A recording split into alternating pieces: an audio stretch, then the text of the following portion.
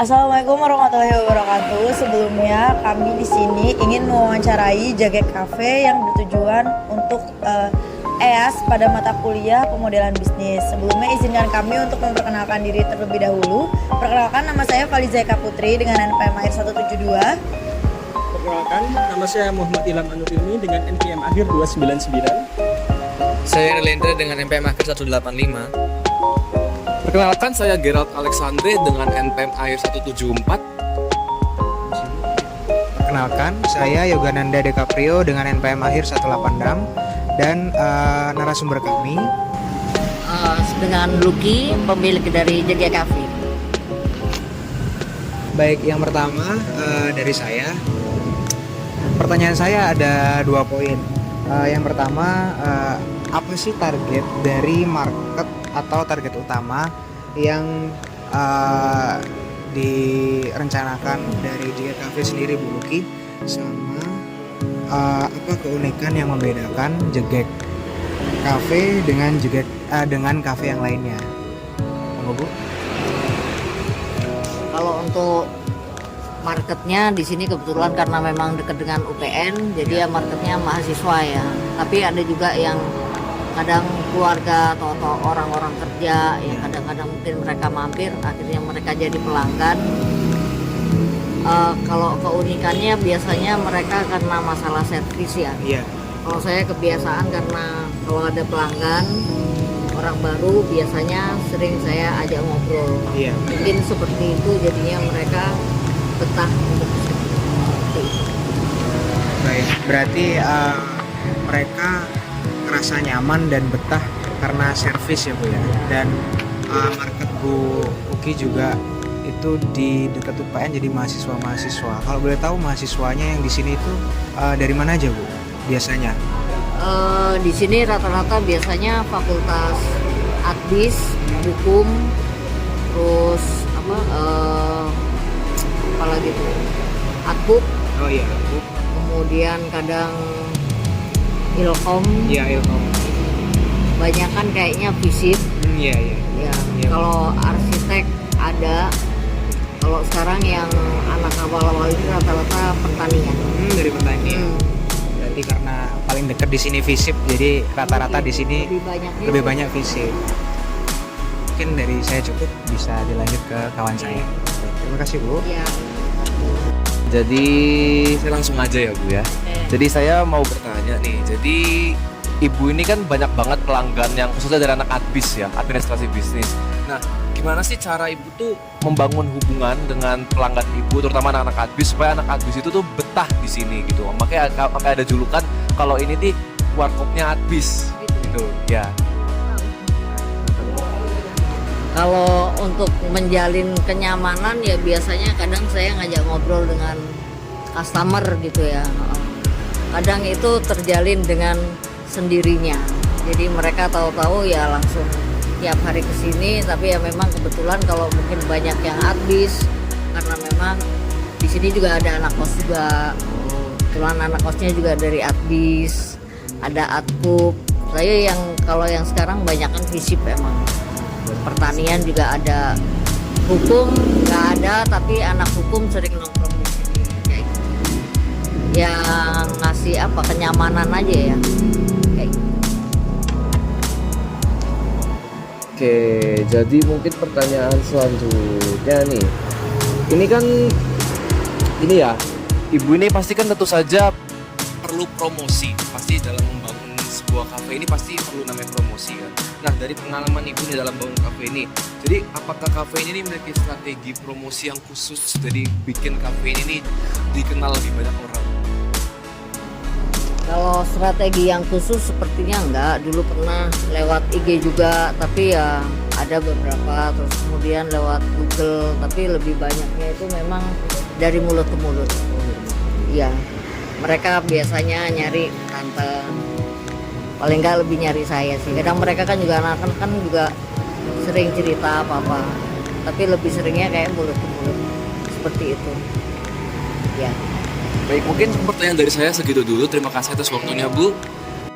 Baik, Bu. Sekarang kita lanjut ke key activities. Nah, di sini key activities saya ingin bertanya mengenai apa saja kegiatan yang dilakukan setiap hari untuk memastikan kelancaran operasional kafe?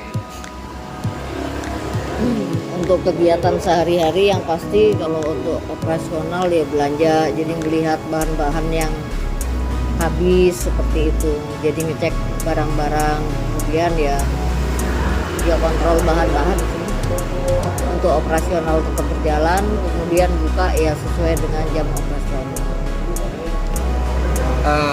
Setelah itu selanjutnya bagaimana cafe untuk menentukan harga menu yang ditawarkan itu? Kalau untuk menentukan harga untuk menu yang ditawarkan biasanya kan disesuaikan dengan bahan baku, kemudian ya pengeluarannya apa aja kayak gitu. Terus habis itu disesuaikan dengan harga disk gitu ini. Dan satu lagi pakai filling. Itu yang pasti kayaknya. Iya. Oke, selanjutnya ke key partnership itu ada pertanyaan seperti ini. Siapa saja pemasok utama untuk makanan dan minuman yang dijual dan ditawarkan di kafe ini, Bu? Mungkin dari pasar atau dari pemasok-pemasok yang datang ke sini? Kalau untuk pemasoknya ya ada sebagian ada yang belanja sendiri, kemudian ada yang sales. Jadi ya memang sudah langganan. Jadi kalau sales biasanya seminggu sekali di hari-hari tertentu mereka pasti datang. Seperti itu. Baik Bu, saya di sini izin melanjutkan pertanyaan dari teman-teman yang tadi. Saya izin bertanya mengenai aspek revenue stream. Mungkin bisa Ibu ceritain dari JG Cafe ini sumber pendapatan utamanya dari mana ya Bu? Sumber pendapatan utama maksudnya dari penghasilan yang paling banyak gitu. Iya. Kalau saya penghasilan yang paling banyak ya di minuman. Kalau untuk makanan kan saya beberapa ada, terus nasi ada, cuman kebetulan juga sekarang kan lagi kerja sama tetangga, jadi saya bisa pesan makanan dari sana, nanti mereka kirim ke sini seperti itu. Berarti kurang lebih yang laris itu minumannya ya Bu ya? Minuman paling laris. Terus juga Sekarang ini agak baru ini rokok kayaknya. rokok. Eceran. Mungkin karena juga mahasiswa ya Bu, sukanya hobi nongkrong jadi beli minum di sini. Mungkin next ke pertanyaan berikutnya Bu, mengenai aspek key research. Mungkin Ibu bisa ceritain sumber daya utama dari JG Cafe ini. Misalkan mungkin Ibu punya karyawan kah, SDM-nya, atau gimana cara Ibu ngelola karyawannya Ibu, atau mungkin juga Ibu bisa jelasin sedikit tentang operasional dari JG Cafe-nya sendiri. Ibu selama menjalankan bisnis ini seperti apa? Kalau operasionalnya sumber daya utama ya dari SDM ya. SDM cuman untuk saat ini memang SDM-nya sedang tidak ada. Jadi kebetulan saya tangani sendiri, tapi untuk masalah kalau saya servis sama pelanggan masih tetap sih. Jadi tidak ada kendala. Baik Bu, sekarang kita masuk ke pertanyaan terakhir Bu ya dari BMC. Saya menanyakan terkait struktur pembiayaan, cost structure. Jadi di sini apakah saya bisa menanyakan bagaimana komposisi pembiayaan dari JG Cafe? Pembiayaan maksudnya untuk operasional sehari-hari. Iya, operasional, biaya tetap, biaya tidak tetap, seperti itu. Kalau untuk operasional sehari-hari memang dari makanan minuman itu bisa untuk mengcover biaya-biaya seperti untuk listrik, wifi, seperti itu. Terima kasih ya teman-teman semua yang bisa berkesempatan untuk saling terwakili di dalam rangka kita bahwa model bisnis itu merupakan satu kebutuhan, satu keharusan sekarang. Bahwa untuk negara-negara maju setara Amerika yang income per kapitanya cukup tinggi, ada beberapa negara lain seperti Australia, Jepang. Nah, kalau diukur dengan kita Indonesia, kita masih perlu banyak belajar dari negara-negara itu. Salah satunya adalah untuk membackup itu adalah melalui kunci ekonomi. Kalau masyarakat kita bisa pandai pintar, cerdas, cerdik. Nah, bagaimana dia mengolah pikirannya, ide-ide inovasinya sehingga dituangkan dalam model bisnis. Contoh, sekarang kita lebih banyak terpengaruh oleh budaya, lifestyle, gaya hidup. Gaya hidup misalnya kita lihat kalau teman-teman makan di beberapa restoran-restoran modern. Iya. Nah, sementara restoran modern asli Indonesia mana? Justru yang dari luar banyak. Nah, untuk itu mari coba kita bantu saudara-saudara kita melalui UMKM dan lain-lain yang melalui model bisnis. Apa sih model bisnis itu? Ya bagaimana pelanggan, bagaimana nilai, dan bagaimana hubungan antar pelanggan itu yang dibangun sehingga menciptakan kemungkinan kita bisa lebih berkembang hidup.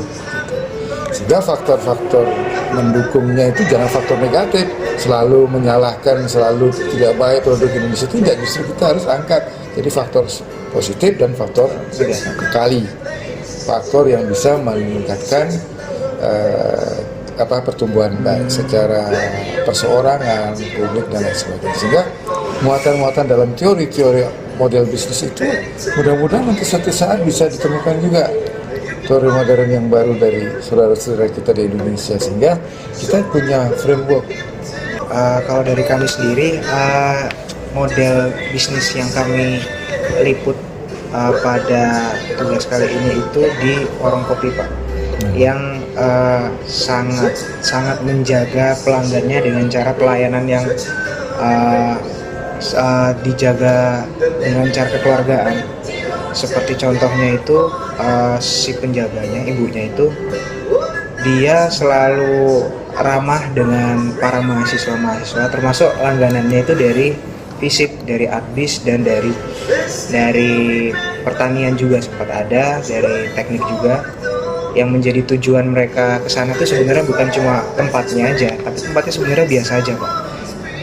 Tujuan mereka ke sana juga karena sudah nyaman dengan pemiliknya dan hubungannya sudah baik sama pemiliknya gitu.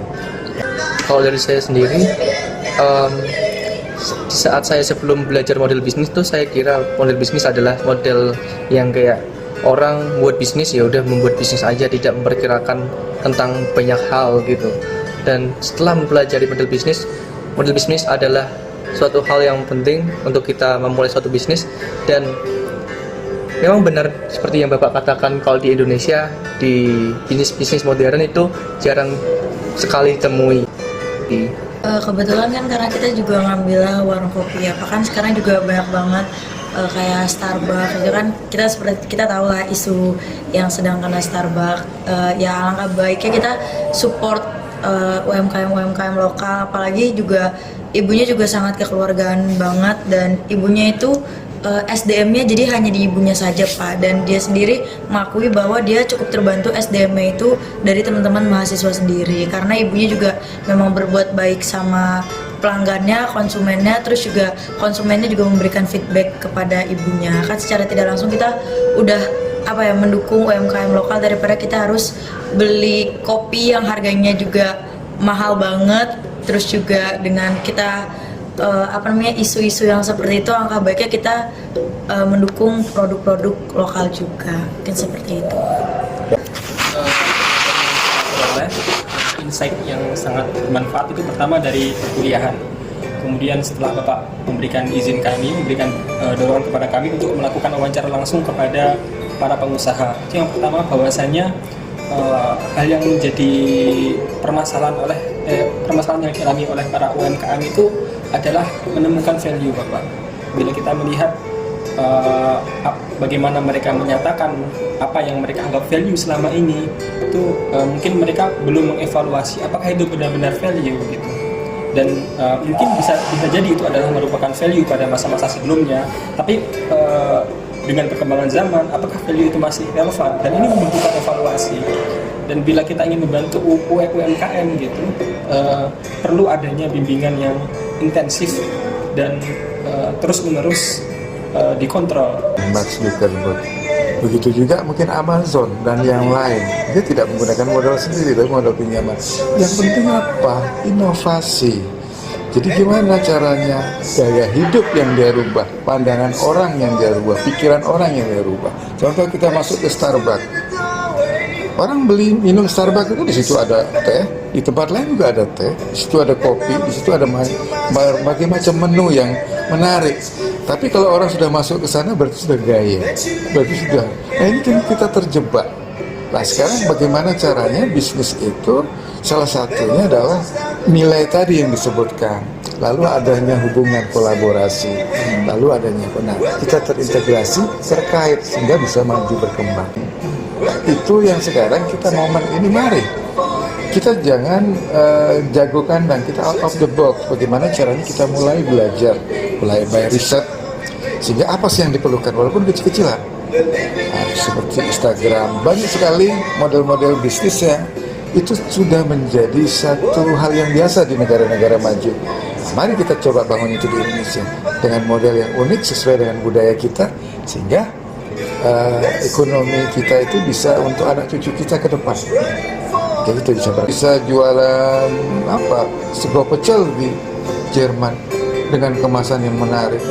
Kita bagaimana memperkenalkan durian yang orang Barat tidak suka, kita rubah jadi dodol, jadi apa, kirim ke luar negeri. Berapa nggak? Itu bukan tidak mungkin gitu. Ya, Saya kira itu teman-teman, sukses selalu. Mudah-mudahan ini bisa berjalan dengan baik. Apa yang menjadi niat kalian ini bisa dicontoh sama publik dan masyarakat. Baik, terima kasih sudah menonton. Jika ada salah kata dari video ini kurang lebihnya mohon maaf.